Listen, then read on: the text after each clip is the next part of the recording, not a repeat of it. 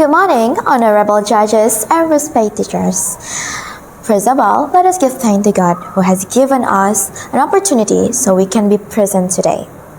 Ladies and gentlemen, first of all, I also want to ask you to imagine about a boy who are working every day just to fetch water for his family. But when his stories goes viral on social media, people are call it as beautiful, as heartwarming. But in reality, there's nothing heartwarming about suffering. So at this point, ladies and gentlemen, allow me to introduce myself. My name is Meylina Al-Thaffunissa, and I come from SMA LTI IGM Palembang. In today's opportunity, I would like to deliver a speech entitled, "Why do we need to stop romanticizing and volunteering in social campaigns?"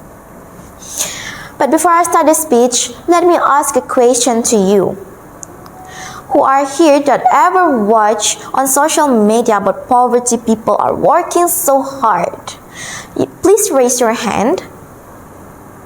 See, almost of us have. But let me ask you a question again. Who are here going to speak up about this or going to change about its systems?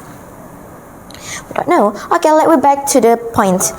At this time, or nowadays society, the media and we as the media consumers are very often to romanticizes about struggle of people in poverty. There are countless videos on social media that show how hard people working just to stay afloat. And then they are all described as beautiful and inspiring, even though in the truth, poverty is not a sunshine or a rainbows. I want you to always remember about this sentence, ladies and gentlemen. Poverty is not a poetry, but poverty is pain. Alright, let me give you such an example. There are kids or children that are studying under the street lamps. Or there are a family, parents that are working so hard just to feed their families. And then they are also described as beautiful and inspiring. Why, when we see people pouring all their sweat, all their tears, and all their bloods, we as the media consumer call it as heartwarming? Why would you want your family to live like that? In reality, people are suffering deeply. No one are deserved to live in that conditions. As we know, ladies and gentlemen, people should live happily and do not deserve to live hard just to earn right to live.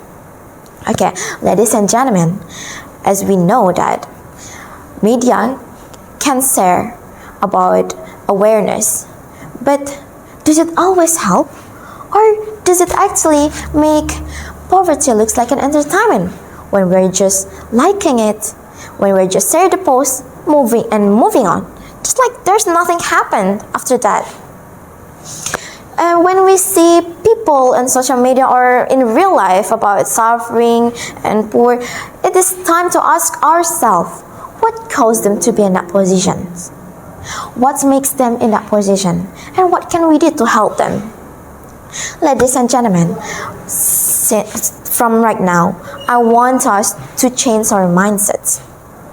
To change our mindset that what should inspire us is not about the poverty itself, but the courage of those who are against it. Ladies and gentlemen, poverty are not beautiful, and poverty is a pain. So if we say something poverty is beautiful, it's meaning like we are allow them to live in suffer and let them to be in suffer, even though it isn't really good, isn't true. So to conclude, ladies and gentlemen, I want to ask you also what we want to do about this poverty.